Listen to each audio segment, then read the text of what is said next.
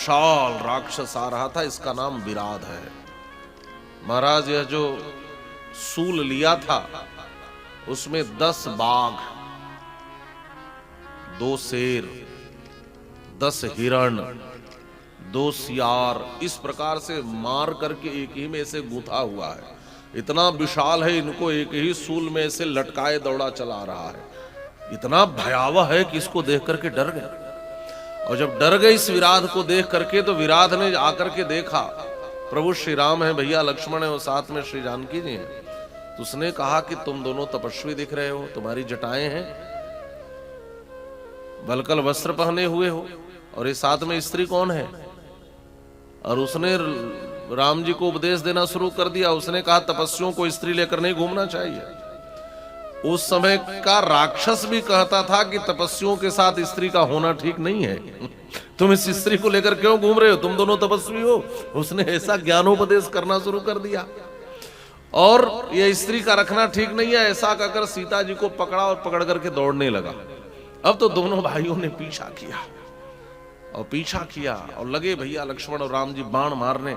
जब बाण मारने लगे इसकी भुजाओं पर कि जानकी जी को छोड़ दे, तो जानकी जी को तो छोड़ दिया, लेकिन श्री राम और श्री लक्ष्मण को ही पकड़कर कंधे पर बिठा के लगा दौड़ने।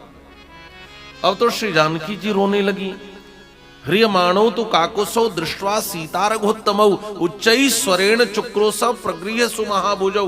श्री जानकी जी रो करके कहती हैं, अरे सुनो सुनो, तुम मुझी को ले चलो, इन दोनों को छोड़ दो, इनका कुछ मत करना, मुझी को ले चलो। श्री जानकी जी विकल हो गई। श्री जानकी जी अतिशय विकल हो जाती। प्रभु श्री राम ने जब अपनी जानकी को विकल देखा तो भगवान श्री राम निकाले तलवार उसकी भुजा को काटने के लिए। लखन भैया ने भी निकाला और महाराज उस दुरात्मा के भुजाओं को दोनों भाई ने मिलकर के तोड़ दिया। और जब तोड़ दिया तब उसने कहा पहचान लिया, आप सब कौन हो? राम जी ने कहा अच्छा बताओ तो हम सब कौन हैं? कहा कौशल्या सुप्रजास्तात रामत्वं विदितो मया वैदेही च महाभागा लक्ष्मणश्च महायशाः। आप श्री राम हो और ये महाभाग लक्ष्मण हैं और वो श्री जानकी जी हैं। राम जी ने कहा कि कैसे जानते हो? उसने कहा प्रभु मैं पिछले जन्म का तुम्बरु नाम का गंधर्व हूं, मुझे शाप मिला है कुबेर का और मैं राक्षस हो गया हूं। और जब मुझे शाप मिला तो मैंने प्रार्थना करी थी हमारा उद्धार कैसे होगा, तब उन्होंने बताया था कि त्रेता में भगवान श्री राम के रूप में आएंगे तो उद्धार करेंगे। तो ठाकुर जी अब मेरा उद्धार कर दो, मेरी मौत ऐसे नहीं होगी, मैं अपने मौत का उपाय बताता हूं। मुझे गड्ढा खोद करके जिंदा दफन करना पड़ेगा। हम राक्षसों को मारने की यही विधि है प्रभु।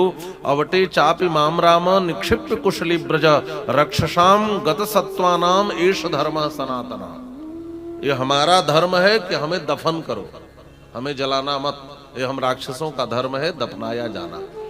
और भगवान श्री राम ने उसी विधि से उसको दफन किया है महाराज। लखन भैया ने गड्ढा खोदा, जिंदा इसको डाला गया और फिर इसको दफन कर दिया गया। इस प्रकार से राम जी ने विराध का वध किया।